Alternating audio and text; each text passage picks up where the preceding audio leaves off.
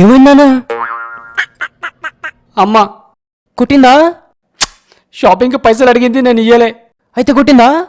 ఏహే అయితే కొట్టలేదు, కానీ కొట్టింది. అంటే అంటే టచ్ కూడా చేయకుండా కొట్టింది. అదెలా?